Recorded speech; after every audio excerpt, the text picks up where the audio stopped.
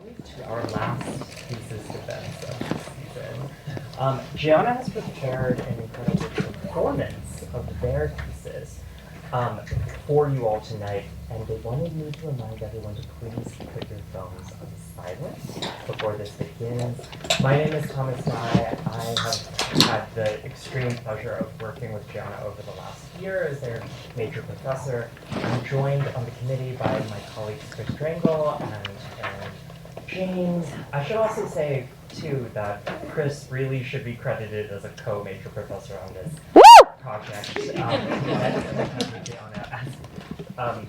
And so, yeah, I think, I should go over the format. Even though this is the last one, and you all have heard this many, many times, here it is again.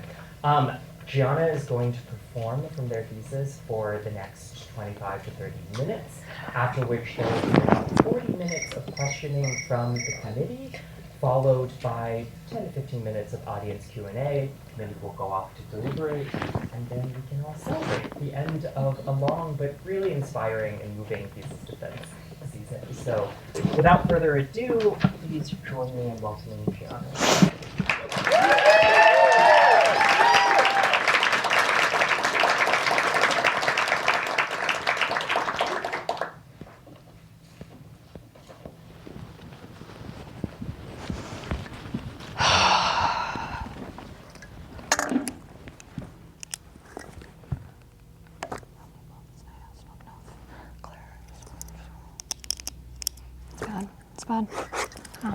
Is that Gianna?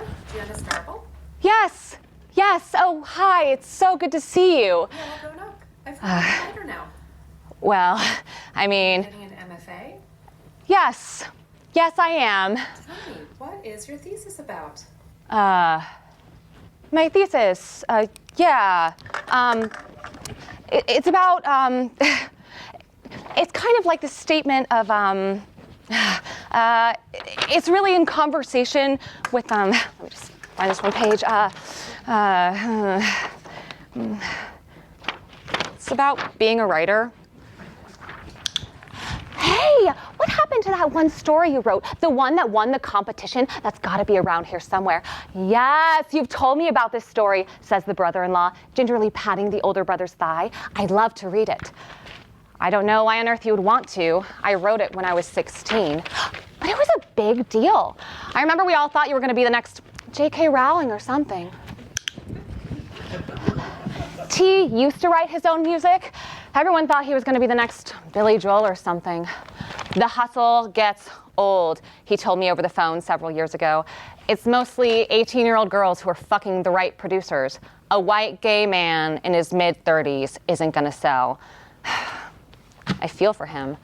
Even though I'm in a graduate program to become a writer with the goal of being published, I often wonder if a book deal is less about one's writing skills and more about sexiness.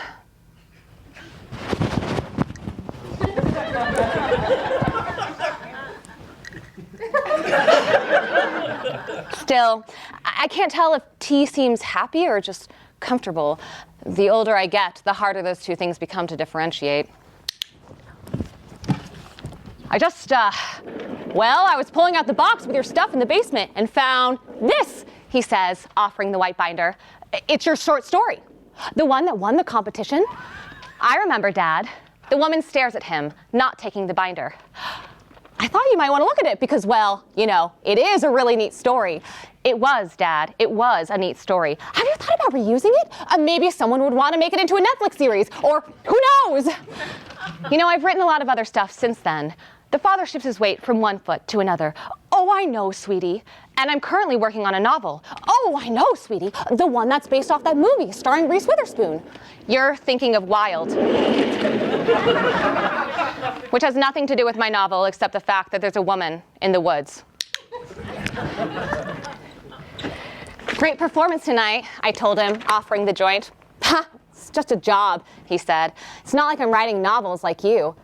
But I'm not even writing novels. I'm barely writing short stories, I wanted to say, but my throat was all knots. Watching him hit the joint, I wondered if he cares that he no longer makes his own music.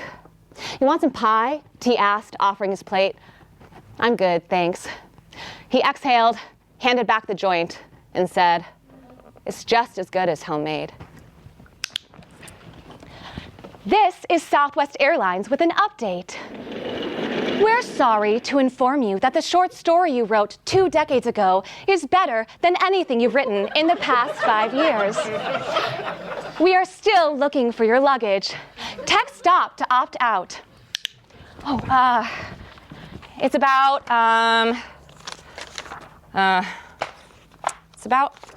online dating. Sam was not my girlfriend, but our date was special. Objectively, I was in a holding pattern of message exchanges that amounted to nowhere on Hinge, but with Sam it was different. The banter on point. Sam, what would your TED Talk be about? Me. I'd call it the narcissist effect. Why queers suck at dating, because we're mostly trying to find a mirror of ourselves. Sam, is that why all my matches on here have a vague resemblance to my cousin who everyone says looks like my twin? Me.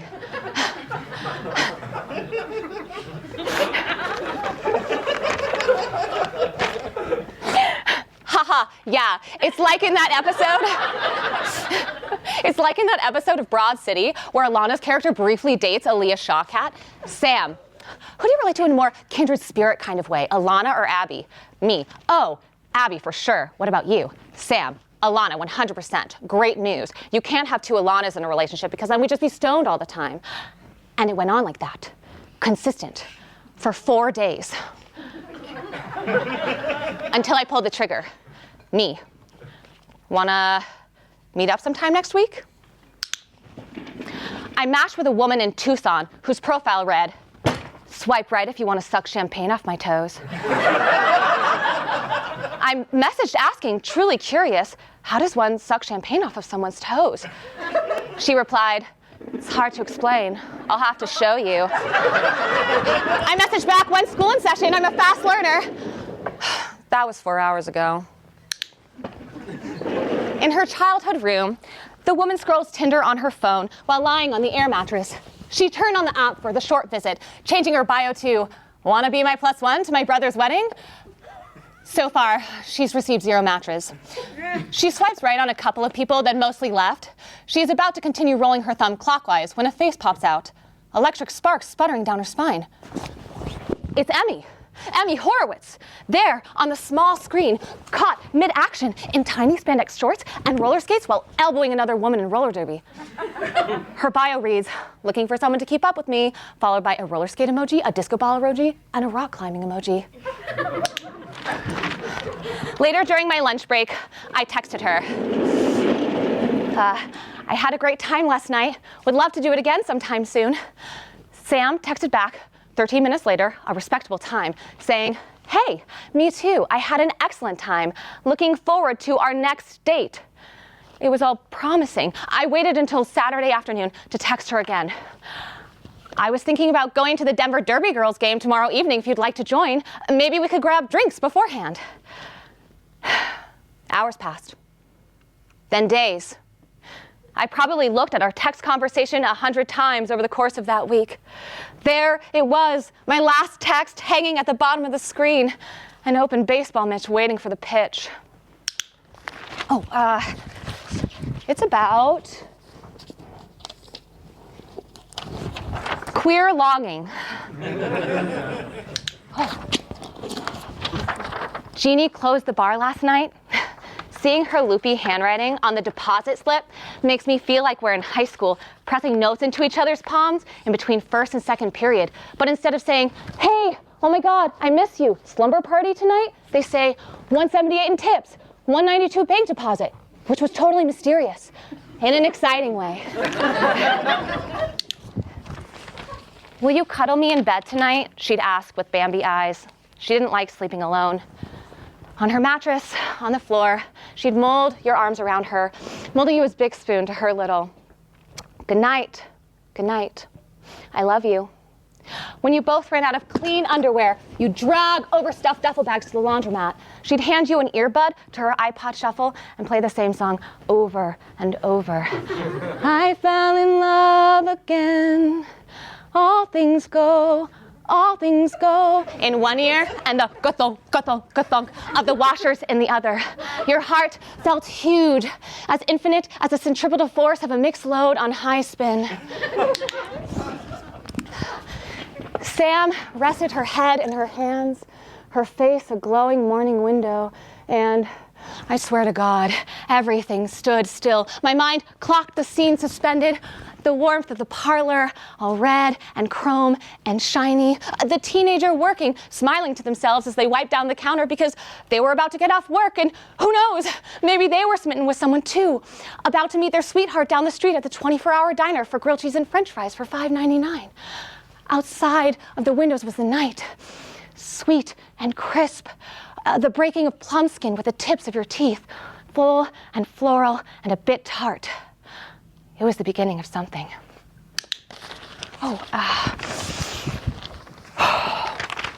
As I pee, I practice telling Jeannie how I feel. Jeannie, I love you. Jeannie, I think of you as more than a friend. Jeannie, when I'm with you, I feel like I'm flying. Ugh, weak sauce. How would cool guy Kenny say it? He'd probably write it in some poem where something obscure like an old telephone book or a bag of frozen peas were the metaphor for his love. But my feelings aren't obscure. They're clear as blue. It's about missed connections. They didn't speak again until senior prom. She ran into Emmy in the bathroom, leaning against the stalls with a flask of strawberry vodka. She offered it to the woman, who accepted it gladly. When she asked Emmy about her date, Chris Wheeler, president of the Mathletes, Emmy said, "He's sweet enough." The woman watched from the chocolate fountain as Emmy made out with Chris on the dance floor to Chasing Cars by Snow Patrol. You finish stuffing the rest of your clean laundry into the hamper, searching the metal drum for any scragglers, pressing down the mound of clothes. You picture the little red-haired girl and her new wife in their suburban house, so soft and saturated inside. You imagine their appliances, brand new, stainless steel, a gorgeous washer and dryer. Even though the folding tables at Sudsy's are respectable, you wouldn't want the eyes of others watching as you make right angles of your stretched out gym shorts. No, you go back to your apartment, to your dog, where no one's watching, where you can fold in peace. My chest pounds in triumphant piano chords, Jeannie's face becoming clearer. A flock of geese take off alongside my mad dash, keeping time with the pounding chords. Oh, they are coming right at me. My mouth is blown to the size of a cave, the big dome of a bright parachute. The geese fly right in. We take off, the geese in my mouth, flapping their wings, lifting me from the ground. My legs keep moving, hoping to discover traction underneath my feet. "Jeannie!" I try yelling, but there are only wind noises and honking. My words are flapped out feathers. I look down. There's Jeannie, becoming smaller. I can't make out her baby carrot nose or see if she's smiling or calling my name. We keep climbing, the geese and me, until my shoulders brush the skyscrapers. In the blue milk light, the city looks romantic. I take in the view. The honking sinks up to the piano chords in my chest like a bold brass section. I suddenly realize I'm not afraid of heights, not in the slightest.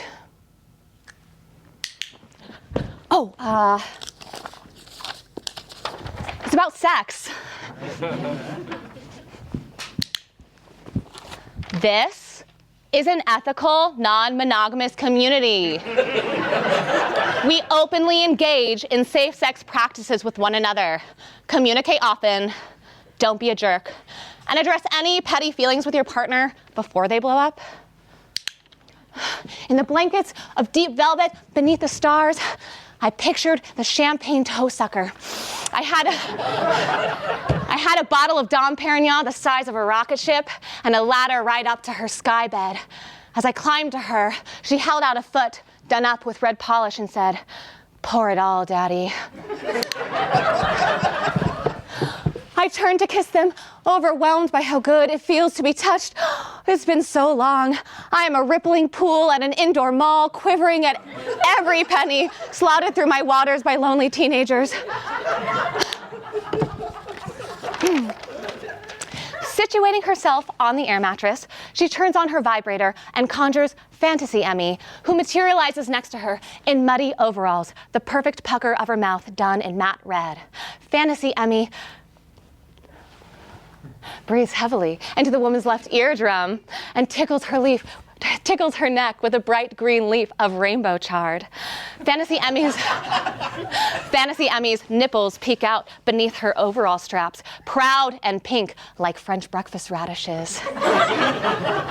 The woman turns up the speed of her vibrator, rubs it furiously against her clit, building heat. Fantasy Emmy makes tiny animal noises. Woo! Teasing licks of chard against the woman's neck nearly send her over the edge. Her breath quickens. The vibrator stops.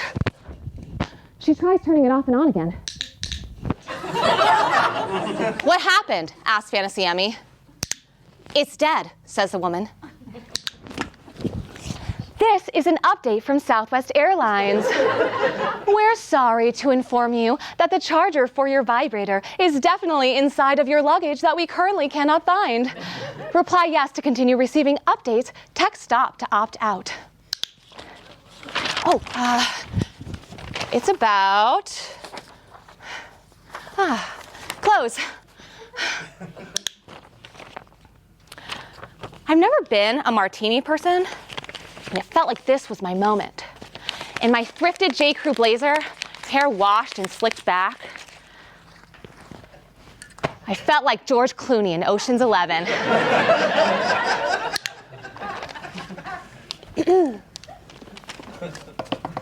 "Could you open up so I can hand this to you?" Her mother raps on the door with white knuckles.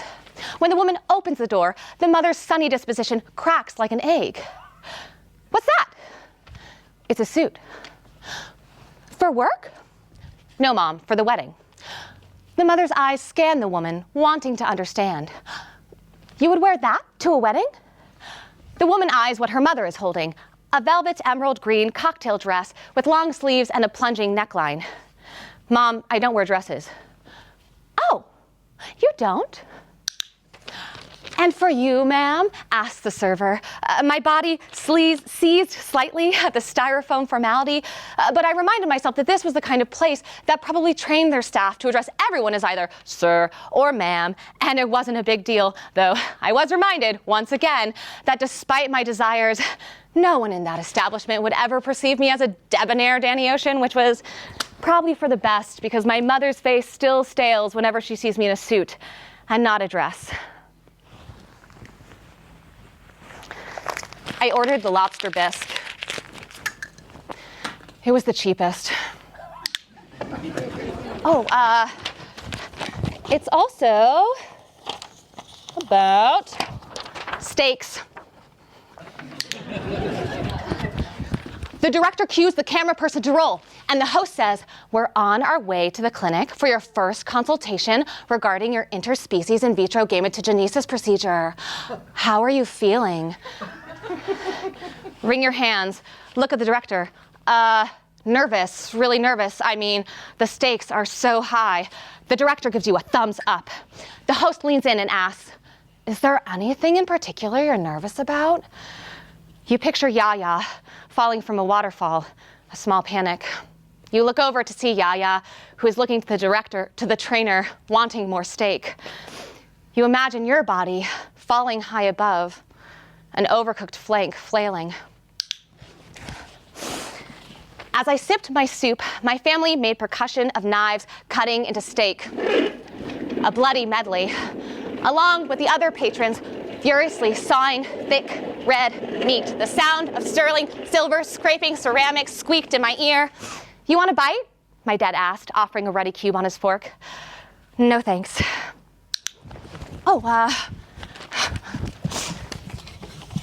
It's obviously about dogs. Somewhere in the night, a dog barks. The point is, my rights as someone with a uterus and as a queer person have always been policed in this country. My consent hasn't been asked. And it's like, Aspen has the power to leave me if she wanted. But she chooses to be with me.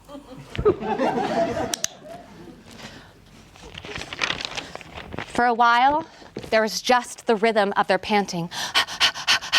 The dogs blinking. Slinky is the first to bark, followed by Lady, and then the other dogs. From off screen, we hear the sound of large paws clicking against the tile floor. To the left, a parade of dogs appear, every shape, size, and color you can imagine. Simone jumps on the back of a Great Dane, knocking off her wig, and gives a deep howl. Oh! The howling sound is all-consuming, like standing in the heart of a wind tunnel. The dogs charge the camera, causing it to fall sideways. There is only a stampede of paws. The connection between Yaya and I is special. It's based on trust, respect, and instinct. Yaya's instincts, her long, sorted stares, her slow blinks, a turn of her neck to tell me, no, this way. More moon moan and dust storm and highway wind than Google filter. I've learned patience from her, what it means to grit your teeth and choose not to bite. It's about searching for queer community. To the satellite, we are stink beetles, persevering dust-gutted roads, all of us charting towards the wild frontier, or front queer, as I've heard some people say, to a space that might offer us ideas of what we want. The words radical and anarchist and community flash in our daydreams like the long bygone neon dive bar signs of downtown Oakland or Portland or Austin.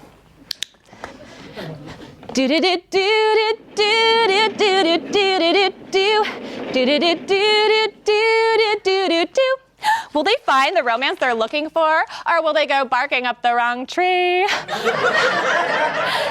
But these queers aren't just looking for love. They're also looking to procreate with their lifelong companions, their dogs. Through cutting-edge fertility technology called interspecies in vitro gametogenesis, also known as IVG. Their dreams will hopefully become a reality and allow for these AFAB individuals to have children that will contain both their human and their dog's DNA. Who will be best in show? And who will go home with their tail between their legs? Aww. Join us as we get an inside view of interspecies procreation on the very first season of Bitch Breeders. The rules. 1, the rules are not finite. If we are to be radical in community, then we must be radical in our constant revision of the rules given community needs, transitions, and evolutions during any given time. 2, no cis men.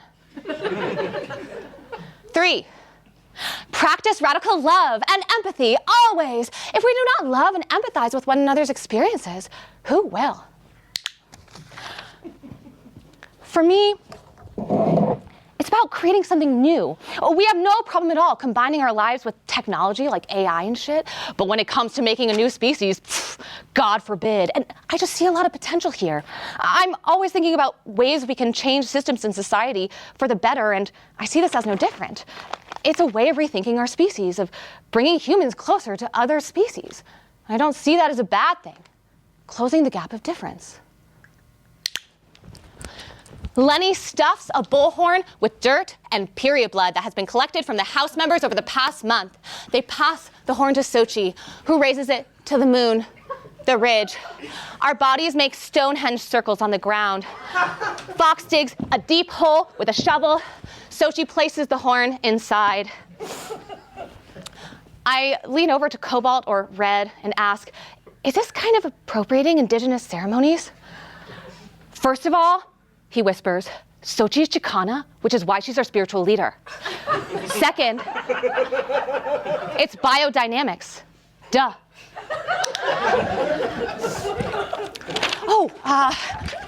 It's about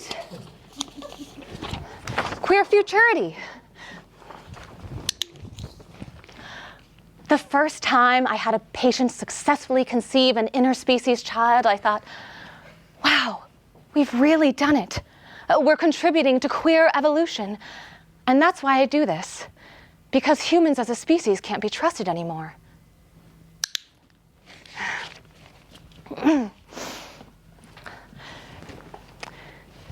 Dear producers of Bitch Breeders,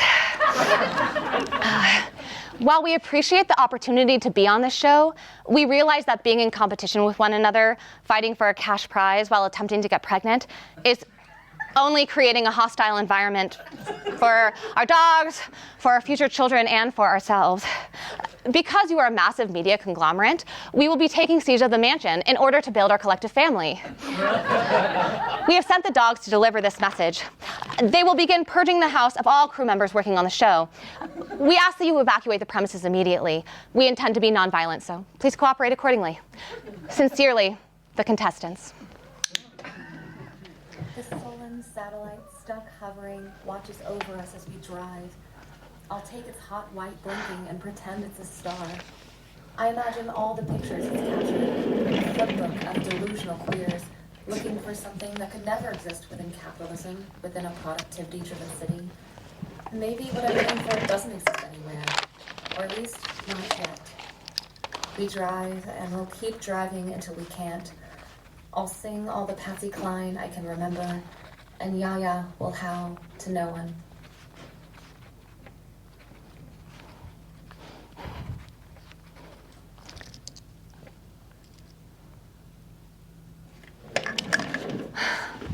Thanks.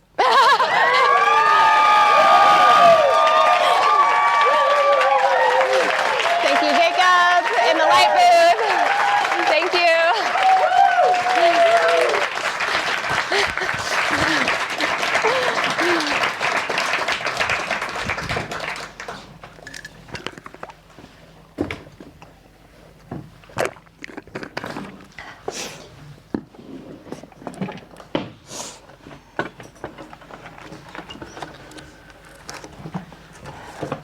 Ooh.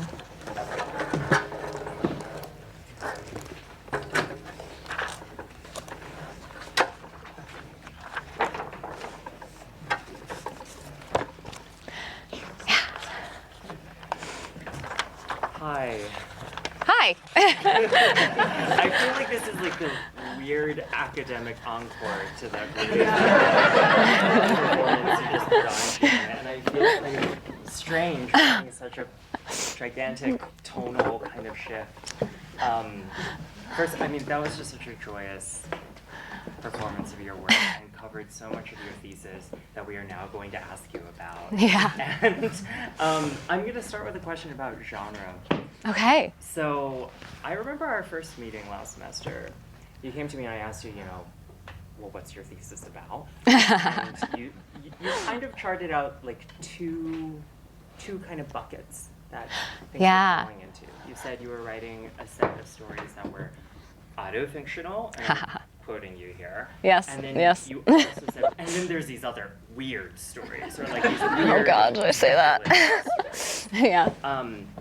And back then I felt like, you were narrating these threads as sort of disaggregated from each other. But I think as we all just saw in this performance, they really, now that the thesis has come together, also melded and started to have, I think, like real interconnections with each other, the autofictional kind of elements and the speculative ones. Mm-hmm. So my question then is, can you talk a bit about, I guess that, like how you see the autofiction as a form speaking to the speculative stories and the kind of maybe even differences in terms of your process of approaching them. Yeah. And were there specific authors for each mode, for the speculative or the autofictional, that you went to as kind of guides in this process? Sort of two questions, like talking about the relationship between these, at least superficially, very distinct modes that you're working in, and then authors that work in those modes that you were inspired by. Okay. Wait, sorry, can you say the first part of the question again? Nice. Just like, How do I I'm just approach those curious- modes? Well, it doesn't have to be about your process actually, but like now that the thesis has come together Yeah. and really knit these stories, the speculative and the autofictional together, I'm wondering like, do they feel super distinct in the way that in our first meeting? Mm. Okay. it seemed? Yes. Okay. Got it. I would say that no, they don't feel so different from each other. And I think also it's funny having written my abstract, which I guess I could change it. I haven't submitted the final thesis to COGS, but I use autofiction as a label for some of these stories. And I don't know if that's actually what it is, which is okay, definitely not in the purest sense, but I think I gravitated towards autofiction because some of these stories, the ones that are set more in worlds that resemble ours, just felt really close in terms of proximity to my life. And so that's why I use them. But thinking about autofiction now, if I had to like rework that word, I might call it like speculative autofiction. If that is such a thing, I would be interested in that.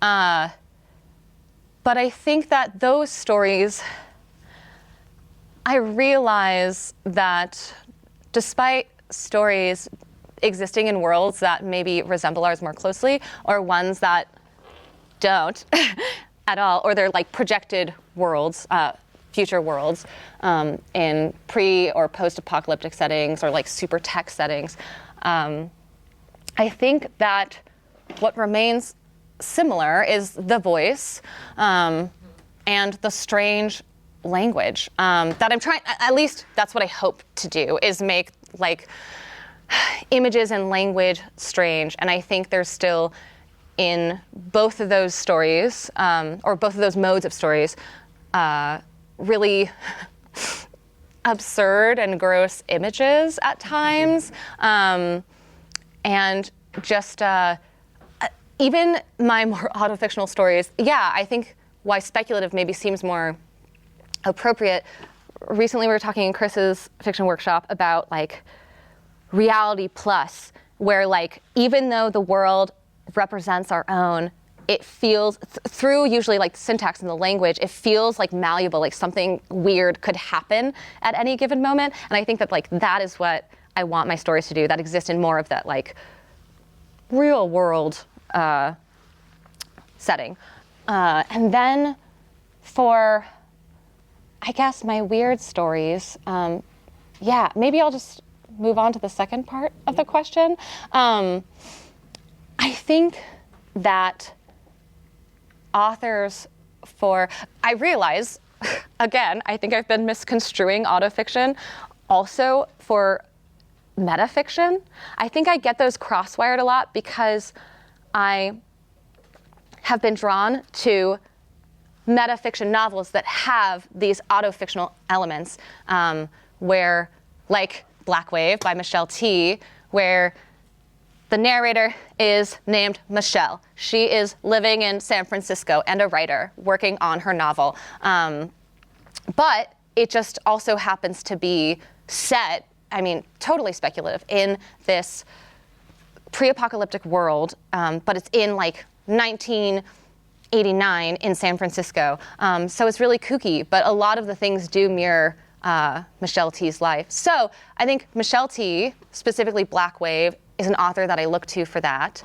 And then more just like in the speculative realm of things, definitely Megan Milks. As I've been prepping for this, I've realized how big of just a fanboy I am of theirs. And I think especially when when I think of the story Bitch Breeders, I was thinking about them a lot because I was like, yeah, how would like Megan put this into form? And they have this like motto when they're stuck to like make it weirder. And I feel like that's something I've really tried to live by, just like it needs to be weirder. And that was definitely the case with Bitch Breeders. So those are a few. And then also someone that I I was introduced to. Both Megan Milks and Leonora Carrington were people who just aren't introduced me to. But Leonora Carrington, who is super surrealist, but I think also the way her language is so strange and just things can happen in her worlds so quickly and are just accepted as reality, I really love. So I'll leave it at that. If that is a sufficient answer. Yeah, definitely. And I like what you're saying a lot about the speculative autofiction or reality plus is maybe a more proper home for what you're doing. I really love that you, in the performance, performed the rules to the queer commune, Coyote Ranch, that you write about in the story that's also titled Coyote Ranch. I mean, they're absurd and performed them so comically, but it made me think about kind of, I think, a broader, I don't want to say theme, but let's just say there's a lot of rule making and then rule breaking that happens throughout this collection. And that's happening in the space of the characters, but dragging this maybe into the autobiographical realm. You are an MFA student. Over the last 3 years, I assume in your different classes, workshops, and otherwise, you've also maybe encountered a lot of writing advice, or writing advice that masquerades as rules, writing rules, keep in mind. And so I'm wondering, as you put this thesis together, were there specific rules that you felt like you were trying to follow or that you were intentionally trying to follow, as in writing rules? And were there rules that you set for yourself as you were writing?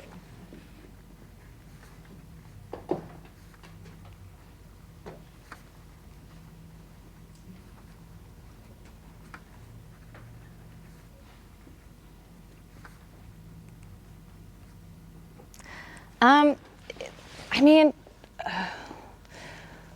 honestly,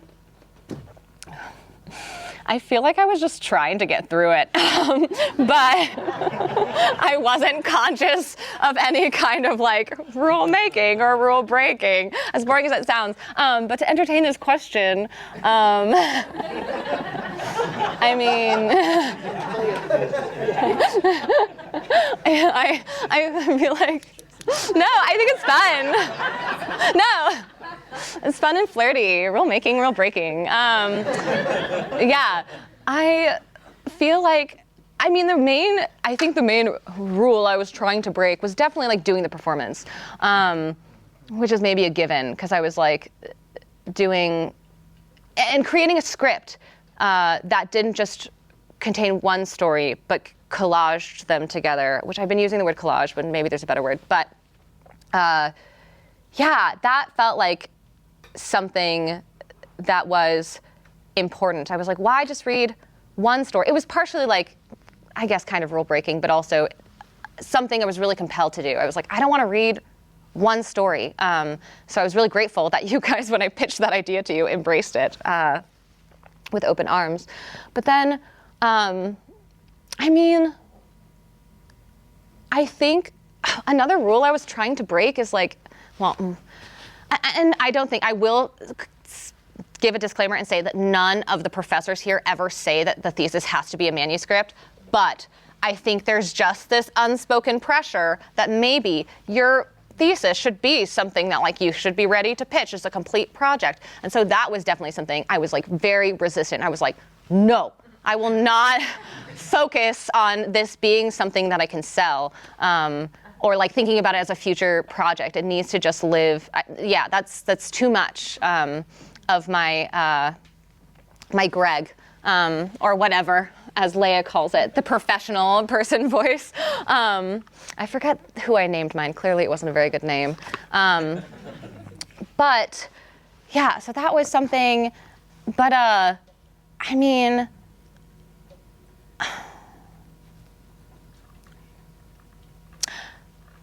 I feel like writing rules that I created for myself, I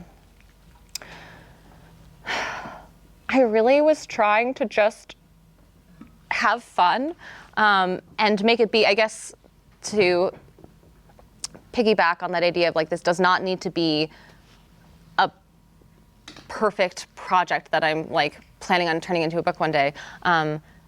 That these stories should be ones that I genuinely want to write, and I shouldn't worry about making them connect in any way. And I think there was a time, and luckily I think it happened fairly organically, like the stories, and it has. And I think that's because I was able to be like, don't do it. It just naturally evolved that way, which is cool. Having fun, and then I think other than that, and I mean, I don't know how much fun I did writing the stories. Writing the stories was fun. Revising is like a different beast, but some of them I had a fun time revising. But I feel like that's kind of what I would say on that. I feel like I hear you saying, like, you weren't going to impose, rules, but also, like, connections on the stories, but letting them arise kind of organically, which I do think is kind of what happened. And I think one of the organic connections that I see and that your abstract makes reference to is that there's this character, let's say, or a persona that kind of repeats throughout all of the stories, including some of the speculative and autofictional. I mean, they're unnamed or sometimes referred to as the woman, and it's first person, and this is a character that comes across a lot as like lost or a trick and looking for meaning and trying to figure it out. And I was really struck in thinking about character in this collection that, you know, this character is taking in from their environment and from the people around them, especially like quote unquote cooler queers who have like maybe more settled ideas of politics or their queer identity. They're kind of taking in so much as like a sponge, and so much of the language that is being thrown at them feels kind of like manifesto-like, or like making these big claims about gender or like radical self-love. And I'm sorry, this is a long question about character, but what's really interesting to me is that the narrator sometimes seems on board with those ideas and will take them on, but the stories themselves are really ambivalent about the sloganeering, or that's how I felt at least. And so I almost felt like there was a split I noticed between like the level of consciousness or awareness that the character has toward all of these things that they're taking in about queer love, etc., and what the stories are doing, or like the Thesis's consciousness and awareness of these things is different. And for me as a reader, that meant that I felt in some ways like I would know before the character would know what the Thesis was trying to kind of wink at me about with some of like the rules, for instance, and things like that. Okay, that's a lot of framing, but I now really just want to play the part of one of these like self-satisfied queers that the character is like running into and engaging with, and who has all of these like quotes and slogans that they're throwing at the character. And so I'm gonna offer like 3 quotes to you. And the question I have is also 2-part. I want to know which of these quotes do you think would resonate with your first-person narrator in the way that you've conceived them? Like, what would they note down in their notes app, and what would be resonating with them? And which, if any of them, actually resonate with what you think is the Thesis's perspective, or like your perspective as a writer that you're trying to communicate about queerness or longing, etc. Okay, the first quote is, "Make kin, not babies." That's Donna Haraway. The second one is, "Gender is always a doing, though not a doing by a subject who might be said to pre-exist the deed." That's Judith Butler. And then the last one, "If you can't love yourself, how in the hell are you gonna love somebody else?" That's RuPaul Andre Charles.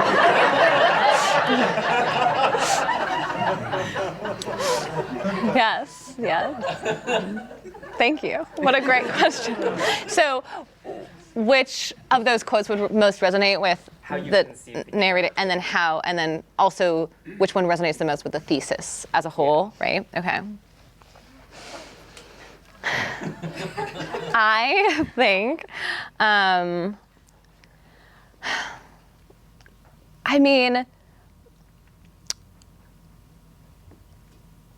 think that the character overarching in the collection would maybe write down the Judith Butler quote and like try and understand it because they want to understand more about queer theory. But then they wouldn't actually do anything with it. They'd like pull it out randomly at like an art gallery opening, being like, yeah, you know, and Judith Butler says, which is just totally, just there's so much there. Yeah, but I think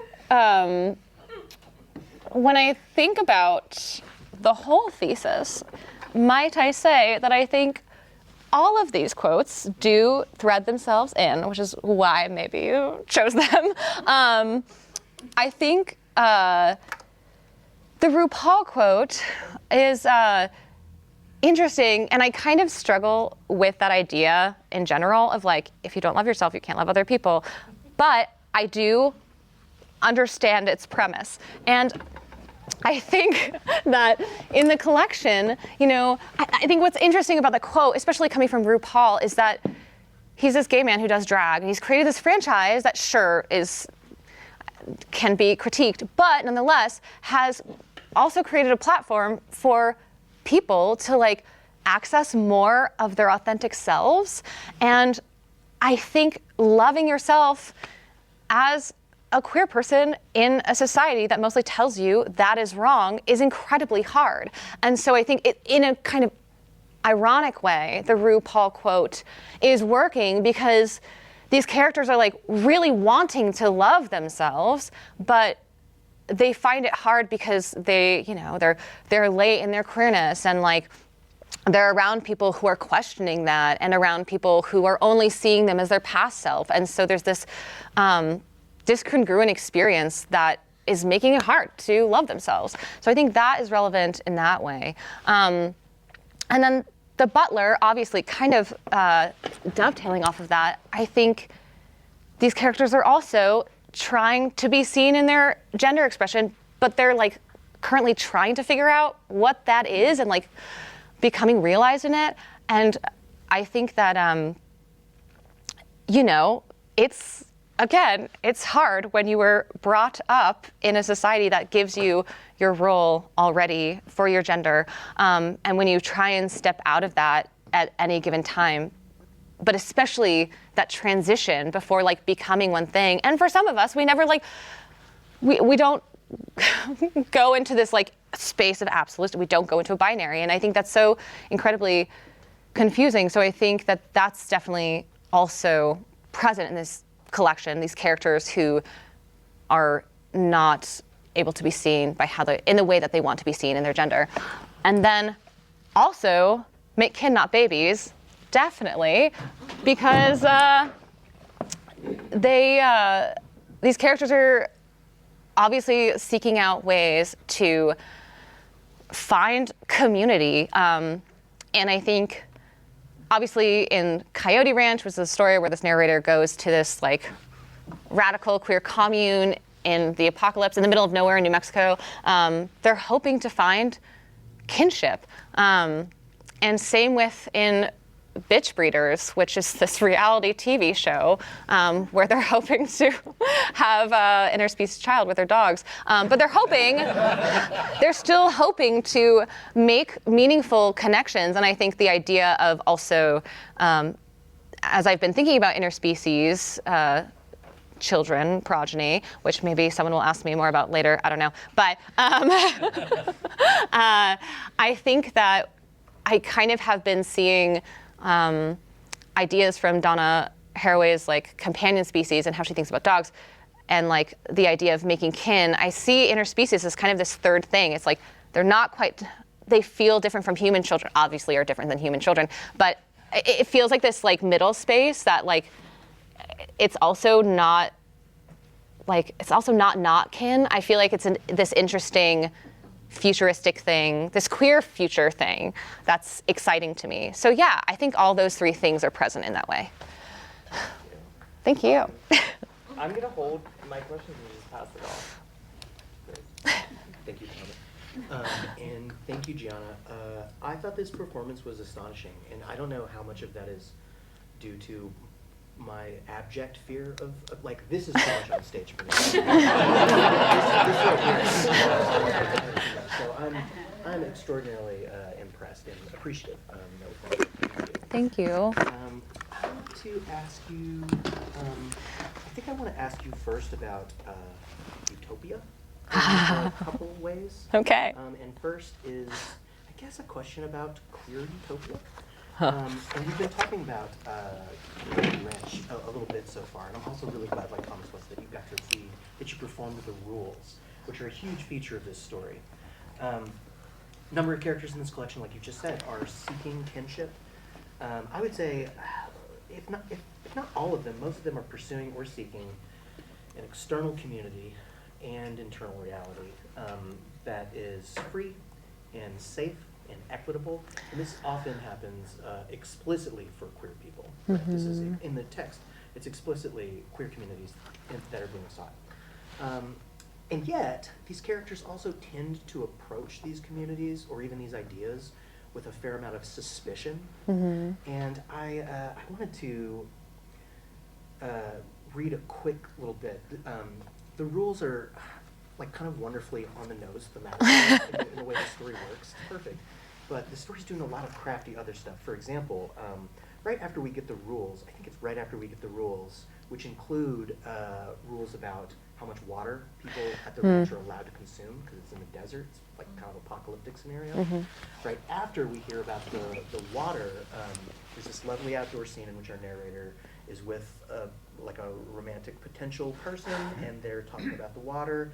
And quote, our narrator says, "I squat, cup my hands around the water. It's the color of Lipton tea. I fight the impulse to drink it. I splash my face, feeling flecks of rock, mineral, and probably microplastics. I close my eyes, listen to the sound of running water. It sounds fake or pre-recorded, like a white noise track I used to play on Spotify to go to sleep." And I'm struck by the way that this imagery makes room for both the idyllic and the totally compromised. Something that's both very beautiful and something that's kind of artificial. And astute readers like Thomas and everybody in this room will notice that this kind of delicate foreshadowing does indeed communicate that Coyote Ranch maybe is not the utopia that our narrator wants it to be. And so the complication of the utopic idea is pretty recurrent in the collection. This happens over and over. My question is, how do you, when you're designing these worlds for your characters to inhabit, and you're making the characters too, how do you strike a balance between representing characters who yearn for a better world and characters who have to live in a world that is so often disappointing? The cutesy way to ask this is, can queer people have a little utopia as a treat? Or are fiction writers bound to always reflect ongoing injustices in the world? Balance these things. Yeah. I mean, I think in that story in particular, I'm really trying to, I really love your rhetorical analysis of that section, Chris. But what I'm trying to do with that story is, yes, satirize this idea of a queer commune as this like ideal space, and show how I think any ideal and group of people, even subcultures and marginalized groups, can like have these really strict codes that then exclude people and make it non-utopia. But at the same time, when I think about this story in the collection, I also hope, and maybe it doesn't, and that's something in future revisions I can go back and work on, but I also hope it can exist as like, you know, even though they're kind of, the people living on this commune do not have like a lot of perception. Their perception is narrowed as far as like what it means to, I think, live radically. There's like constraints around the radicalization. Regardless of that flaw, that it's still like that they've found each other and that they're living together. Like even though it's not perfect, it's like there's still, in this version of the apocalypse, there is this like really fucking like intense group of queers who have found each other and they're like, yes, let's make this commune. And even though, yeah, some people like end up not making it through their trial period, or like they just don't, or they don't fit in, even though it has these like, yeah, ridiculous expectations of itself. I hope that that is still like, the fact that there is a queer space for them in the apocalypse, I think is important. I've also been thinking about, to go like answer your question, regarding like, can queers, like do stories always need to like kind of show that like queer utopia is like not possible, or like the sad realities. And I think I was thinking about an essay by Sarah Ahmed in her book, The Promise of Happiness, called Unhappy Queers, where she's basically saying how unhappy queers in fiction stories are important to explore the nuance of like why queers are still unhappy in our society, because there are so many systemic reasons that it's hard for queer people to like access joy and create these spaces for themselves, and to just exist. And I think that's really interesting, instead of just like going straight to the happy ending. Like there's always going to be these obstacles. So I don't know, I would really, but like hopefully, yes, there is a future where there is like that queer commune and it's like way more friendly to everyone and diverse in their expectations. They don't have a fucking trial period. I don't know. They like don't have the rules. But nonetheless, I think that for now, in my fiction, I'm interested, I think keeping some of that reality of like that unhappiness feels important. Yeah. Yeah, that's a great answer. It's one of the things I love about your work, the refusal to treat anything like this as sacred. But you also, I think you bring a lot of tenderness to these people, even as you critique them. Yeah. So I want to ask you about humiliation. Let's go. This manuscript displays plenty of confidence and a fair amount of brio, I would say.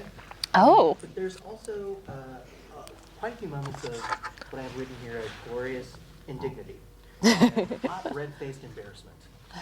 For example, the narrator of Ghosted ends up delivering a eulogy for someone she barely knew. The narrator of Mouth Breather is afraid to open her mouth around non-mouth breathers. And the narrator of Plus One vomits into a microphone at a wedding and then faints. That is the end of the story. It is amazing.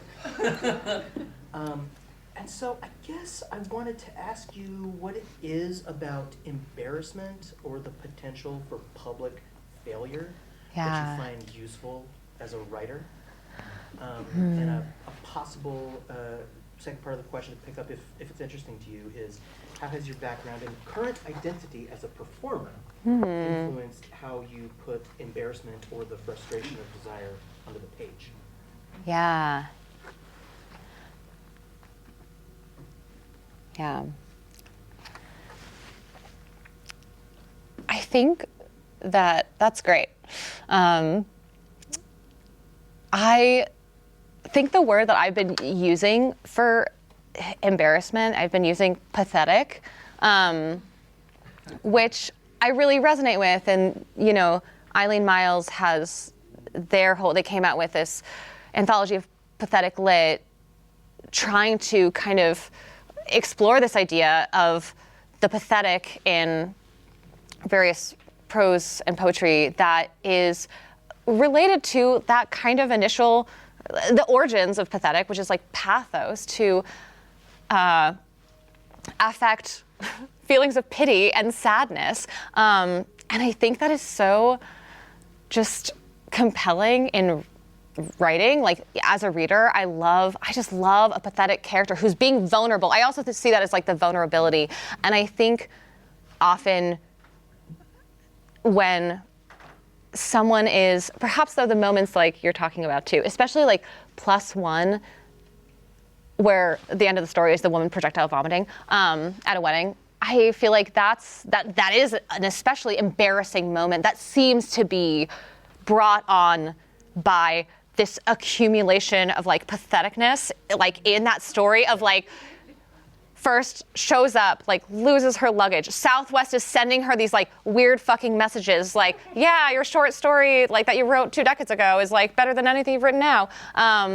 And she like is having this weird experience with matching on Tinder with someone at high school unrequited love, and it's like the anxiety around like seeing her again. So I feel like it's just like building and building to where like it only can like manifest in something so embarrassing. And I think that that's really important because I think I am such a vulnerable person. And I really appreciate when people make themselves vulnerable. And like, as I guess evidenced, by this performance, I feel that I'm really drawn to people in writing and performance who are able to just like put themselves out there and not be afraid to be embarrassed. I think of, as you're saying that, Miranda July, who I think is just so wonderfully masterful at like putting patheticness and like embarrassment onto the page.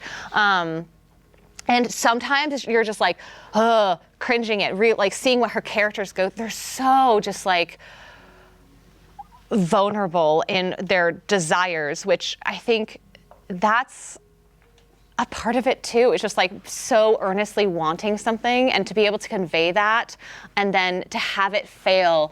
I mean, that's just life. And it's like it's so good when it's conveyed on the page in an interesting way.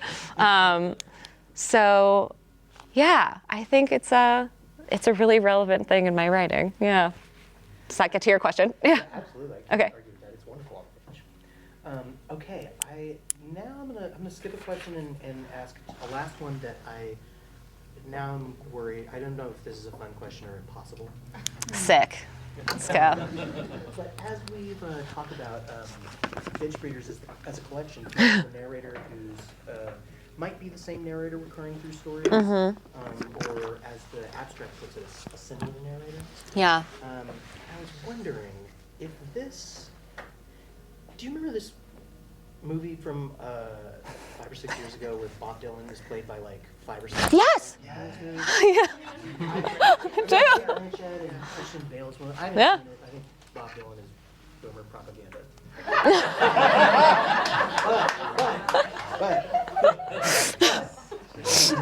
But I do think the premise of that casting is really interesting, and I wondered if Bitch Breeders, if the entire manuscript, if the collection was adapted for stage or screen, and you got to cast multiple people Shit. As your protagonist narrator, could you give us a couple of names? What multiple people might you cast? Okay. Wow. So, and you're saying to not just the story Bitch Breeders, the entire collection. Whole collection. Okay. Off the top of my head, is it, I hope I don't fuck up her name, Gabby Hoffman, right? Oh, yeah. Of child actress, brown frizzy hair, right? We know, yes, okay. I feel like she's an underrated actress, but also actually my first year here, I went back and watched Transparent, which I know is a controversial show, and there's some things about that show that are not great, or like the actress in it. But I do think Gabby Hoffman's character in that show and her portrayal of that character of like kind of flippant, bisexual, newly coming into her sexuality and then deciding later in life to go back to graduate school for like women's sexuality and gender studies. I was like, wow, that resonates a lot. It's just an MFA. But yeah, Gabby Hoffman would be one. And then, let's see, who else do I like?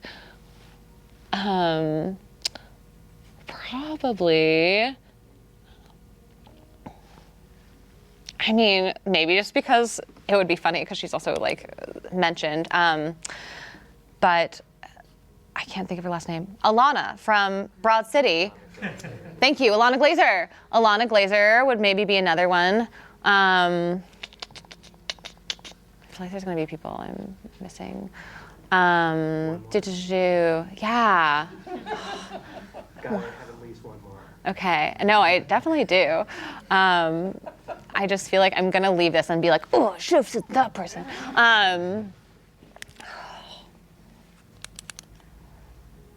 Who's someone like cool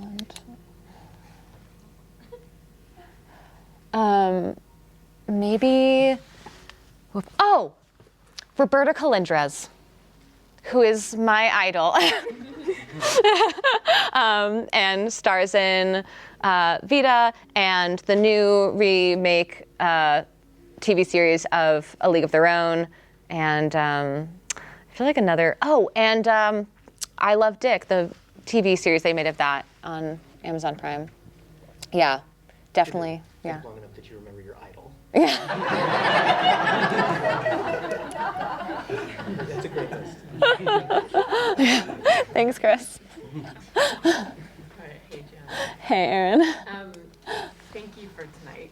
I knew I liked this project. I admit, because I'm just not a funny person. I didn't realize how funny the work was until I was here tonight. And so thank you so much for like slapping me across the face with the comedy of this. And I really appreciate you performing it out.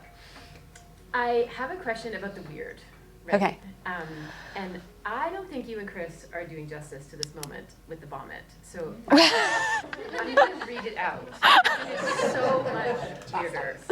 Okay. Quote. The walls of the room collapse like set pieces. Bright white lights pierce the edges of the woman's vision. Capital T, capital W, the woman's vision. She is a car wheel spinning against nothing. She cannot prevent what happens next. A fountain of vomit exits the woman's mouth in an impressive arch.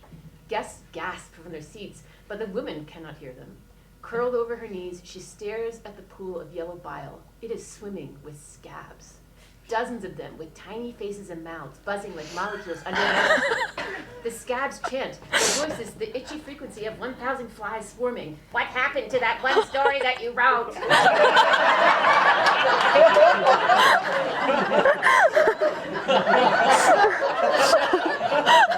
The woman faints. End story. So, that is a prologue to the question that I want to ask. There were glimpses of the weird in this performance. Yeah. Can you take a moment and flex and just like take us through a greatest hits of weird in this collection? Because I don't think people who haven't read it appreciate like how, even though we've used the phrase bitch breeders like 8 times, maybe those of us who haven't read it don't appreciate how weird it is. So like, can you tell us your favorite weird moments in this? And then I have a follow-up question. Sure. I think, well, that is definitely one of them. And then I would also say, perhaps not as surreal, but in Note to Self, which is a story that a lot of people are familiar with, here I've workshopped it and I performed it at my symposium last year. But that story ends with a woman just saying, "Ha!" and like walking into the desert. Maybe not so weird, I don't know. But I think it's nice, maybe concerning. And then, oh yeah, definitely, and Ghosted is perhaps the other like really weird one, which is, I mean, I guess it's just really absurd. Basically, this woman, the story begins with this woman who is waiting to hear back, has been like ghosted by this woman on Hinge, Sam, who, you know, she felt like she was incredibly in love with. Like they had this amazing first date. And then 2 weeks pass, she gets a call on her phone. It's Sam's mother who like went through her phone and found the narrator of the story because she's like, I'm trying to find my daughter's friends because like she's dead, she died. Would you come to her funeral? It seems like you guys were close. And the narrator, Rita, is like, yes, sure, I'll do that. And so the weird part that happens when she's at the funeral is she is asked by the father of the deceased woman to get up and say a few words. They're all under the preconception that Rita, the narrator, was Sam's girlfriend. And so she gets up there and Sam, in the casket, it's an open casket, classic Catholic funeral. Sam like pops awake and they have a conversation with each other in the middle of a story. Is it actually real? I don't know. But it happens. The dead comes to life. And then, let's see. And then Mouth Breather. I mean, you performed the... I know. Do you want to just give some context to the moment? Sure. So there's a story called Mouth Breather, and it's about a mouth breather named Dor. And in this reality, there are people who are mouth breathers, and there are people who are nose breathers. And being a mouth breather has negative connotations. Yeah, you kind of, throughout the story, you know, you're getting the sense that their mouth has these kind of maybe expansive possibilities and can fit a lot into their mouth. And because at one point they're in the bar, they work at a bar, and they're like cutting wedges, and then they like impulsively just like stuff a bunch of them in their mouth, and like their mouth is just like full of lime wedges. But later in the story, they're hanging out in the park with Jeannie, and they have built up the courage to tell Jeannie that they love her, and are running towards her in the park, and their mouth starts like flapping open like a parachute. And then a flock of geese fly in and take them off to the sky. Okay. There's also, other religious moments. There's a dog that wears a blonde wig. Oh, the dog that yes, in Bitch Breeders, Simone, yes, yeah. So I actually think that this moment in +1 is the weird outlier. And this is maybe coming back to what Chris was saying about utopia, or asking you about utopia, and then maybe this reference that you made to Michelle T. earlier as well, right? And the kind of clear utopia, dystopia. But that moment in +1 is I can't read a positive in that, right? The Stabs kind of yelling, about the person's writing. But in Mouth Breathers, when the person flaps away, in Bitch Breeders, when the dogs like take over, basically, right? In the scene where the narrator and Sam are like having this pretty great conversation that gives the narrator like a bit of closure. Yeah. Right? Yeah. Sure. These seem like really positive moments, right? So is the weird, like, what is the weird for you? Is it joy? Is it breaking rules? Is it consistent across the thesis, or is it functioning a little bit differently in every story? You can totally disagree with my reading. Yeah. Stabby vomit being the weird outlier. Yeah. If you want to tell me that that's a really positive moment. No, I think that's really interesting. And I think the weird for me is just, I think it's something,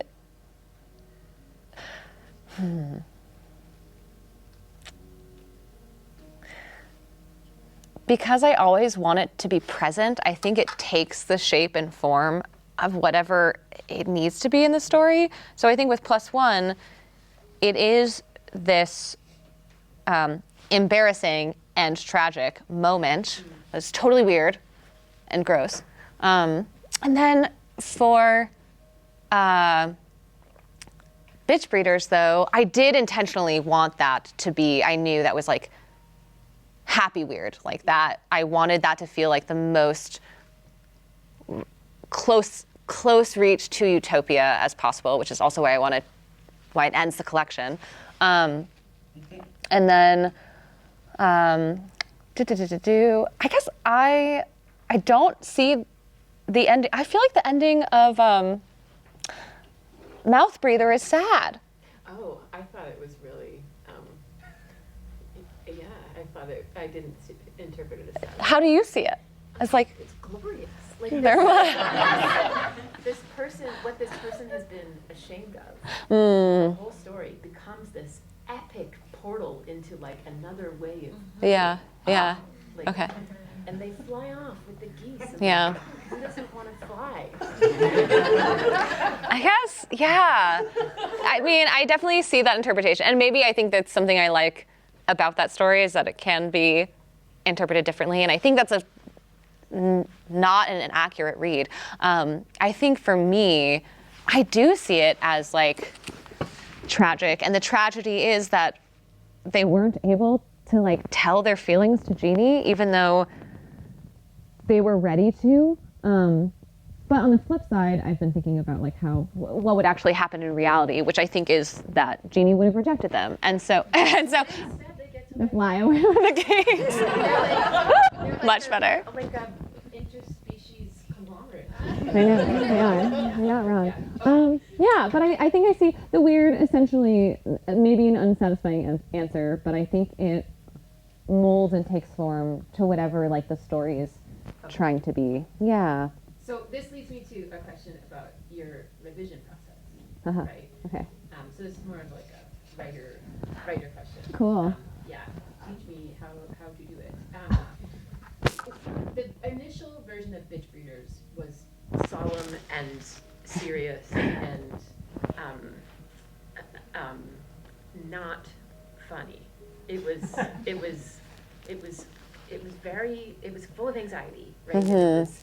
And then this is now very, very funny, right? And the initial version of the story had nothing to do, it had no reality TV format at all, No. right? So, and I've kind of, with that story in particular, like, and with Mouth Breather as well, like I've seen you just make the text weirder as a way of finding your path through revision. So is your revision process just to make shit weirder? Like, is that part of what you're doing? And like, if that's so, like, isn't it interesting that you have to like push in subsequent drafts to make things weirder? And Yeah. can you just like talk about that? Sure, yeah. I will say that actually, Erin, unlike Kristen Thomas, what happens to be privy to reading very early draft of the story Bitch Breeders, which was then called Progeny, and it did tonally. It was just like really serious. It was not playing around with form at all, and so you guys never got to see it, and I'm glad. That poor Erin, thankfully. Gosh, I feel bad that you had to read that. Yeah. Good, it just was totally like the opposite. So different. Yeah, and I think I think I've been coming into my own and have been realizing tonally that like weird and humorous is where I think my writing sings, or like when I read it, I'm like, oh yeah, that's like getting to it. That sounds like what I want. It's closer to what I want to say. And with Bitch Breeders in particular, formerly Progeny, I was like, oh, I was reading the story. I needed to turn it in for your science communication class, narrative science, and I was like, this sucks. Like, and it's like 30 pages long. And like at that point, I'd already been trying to make so many drafts, and I let it sit because that was last year. And I was like, okay, I feel like I need to return to this story because I had been wanting to write it like my first year here after like hearing about in vitro gametogenesis in the news. I had this idea and I just didn't know. And so I waited and waited, and then I don't remember exactly when it was, but I knew in my head there was that voice, Megan Milks, like, make it weirder. And I was like, what could be weird? Like, what could this be funneled into that would make this concept of like interspecies procreation with dogs work? And I think I don't know. I think I maybe was reflecting on the queer ultimatum, which I don't know if folks in this room have seen. And the character Trish, who I know we've talked about, who like, you know, I won't go into what the premise of that show. But yeah, there's this character who's like crying because they're living with these like new partners, and it's like, I can't believe you wouldn't even consider like my dog sleeping on the bed. Like, and I was like, maybe, yeah, reality TV show. And then I was like, oh yeah, that feels exciting. And it feels like hybrid, which is something I wanted to have more of in this collection or be playing around more with. But I will say that was like, to go back to what you were saying, Erin, of like it pushing, I forget what verb you used, but like it really was like that one was fucking like, oh, it was so hard to write. And I would just like kept doing it. And I think it's because the form is so weird, and I still don't think the form is perfect. It's like kind of, there's parts of it that are second person, more traditional prose, and then there's parts of it that are like kind of playwriting, a little bit screenwriting, that are the show parts that are in dialogue. And that just felt awkward as all hell. But I was like, I need to just like get it out. And then like once the first draft was out, it was like, oh my God, like I birthed the Antichrist or something. And then, I mean, I still had huge issues with it. And obviously, I know, you don't know this, but Chris and Thomas know. At one point, I wanted to pull it out of the thesis because I was like, I was like, this is not good. And I think it's hard when you're taking risks, but I think that that's something that in revisions, I do want to keep making things weirder. And I think that's a good space for me right now to keep playing in. But like sometimes I think, especially with form, and I think form is a way you can make things weirder. But I think when you're trying something new with form, it can just feel so incredibly awkward. Because I didn't have an example, really. I wasn't going for something. And I was like, does this make sense? I don't know. But I think it paid off. And I will say, I think it needs a lot more work.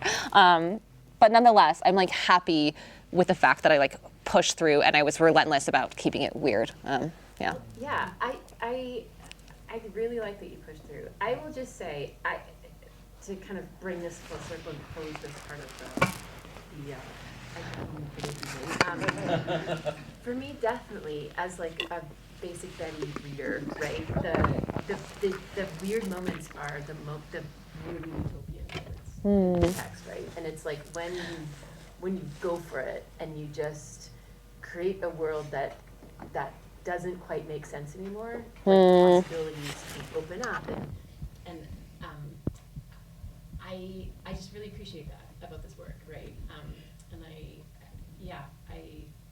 I love those moments. I find those moments in this thesis to be really liberating, formally and like emotionally. Thank you. I think we have time for a few questions from the audience. Spencer. Hey. Hey. So good. Thank you. Oh my God. Okay, so I want, because your committee has asked a lot of questions about like the words. Yeah. I want to ask about the performance. Great. And like as you're performing, I'm like thinking about Dynasty Handbag. I'm thinking about like you mentioned Seville, Gabriel Seville in this thing, or maybe even like C.A. Conrad, and like even though like they're not necessarily like performing their work, they're like bringing their body into it in a really interesting way. Yeah. And so, yeah, I'm wondering if you could just talk about that process of translating your work into this space, basically using your body to like express your work, and maybe like for a more concrete question, like, are those people like Gabrielle Seville, like Dynasty Handbag, like Celia Conrad on your mind when you're thinking of like how to do this? Do you have any other people that you're like, yeah, that's the person who I'm like conjuring into this performance? Yeah, thank you. I'll talk about influences first, but yes, Dynasty Handbag, definitely. Also known as Jibs Cameron, in their other life, I guess. But I think they're so fabulous and ridiculous, and the way that they do, I think, satire and the absurd is definitely something I'm so drawn to. But actually, someone who I kind of knew about before as I was doing some research on the history of drag performance, I came across Peggy Shaw, but then Sarah Campbell, who had also, sorry, Sarah Fogarty Ferguson, over here, she did a directed study with me about solo performance and performance theory, and she showed me more of Peggy Shaw's stuff. But Peggy Shaw is a solo performance artist who, as like theorists have called her work, was like making this kind of like traditional butch performance art and like creating space for like a variety of, I think, mask gender expressions for new generations of AFAB individuals. But I watched her performance, which is available online, called You Look Like Your Father? What is it? You're just like your father. Thank you. You're just like your father. And it's so fabulous. And I think what's cool about that is I have a book that has her performance printed in it, and like the text of it, and it's like so beautifully written, and it is lineated in a way that it like could be read as like a long poem, but to see it performed and like all the registers she hits of like serious to comedy and like singing, I feel like the way that she commands the space in that way was really inspirational. And I think Sarah helped me in rehearsing this, like really tap into the space. Like the first time Sarah saw this, she was like, you could use a lot more of this space. And I'm so glad that I did. So that's another one outside of the people you've mentioned, but I'm hoping to discover more. And as far as like devising this, I really just, I knew I wanted to take fragments of each story, and it wasn't until I was in a meeting with Sarah and we were talking about the struggles of like, I forget even what we were talking about, but there was some moment where I think you framed something like, yeah, and maybe even the framework for the performance is like you struggling with a thesis. And I was like, oh, like that's it. Like that's how like I need to embody this. And so that was kind of just what I ran with. And then I loosely pulled things from, I came up with like themes first that I think are most prevalent in the stories. And then I came up with the fragments that seemed to be most like representing those themes. And then, yeah, I feel like using the space and like putting my body into it was just kind of a fun experiment. And I don't know, it's been cool to see how different they can feel off the page in my body when I'm like embodying them. Yeah, they feel like actually much more humorous at moments where I don't know if they read that way in the story, which is fun. So, yeah. Cam. Okay, great, because I think this is like a question that maybe dovetails with that. And, you know, more of a request than a question, not a comment. But I would love to hear you talk more about like the role of connection in the collection, or in the not manuscript. And I mean that in two ways, right? Like the interpersonal, interspecies, sort of thematic connections that happen or are thwarted or refused or denied, and also the formal, like more literal connections that you're making. Obviously, like the shared narrator of many of the stories, Yaya being across stories. But then also like in the performance tonight, like the connective tissue of the clicker, and this like sort of meta narrative frame of answering what the thesis is about, and like the aboutness as connection as well. So big question, but it seems like such a present. Yeah. Thank you. Great question. I think the connection, the theme of connection, and connectivity is a part of this collection's seeking. Maybe that's a cheap answer, but I think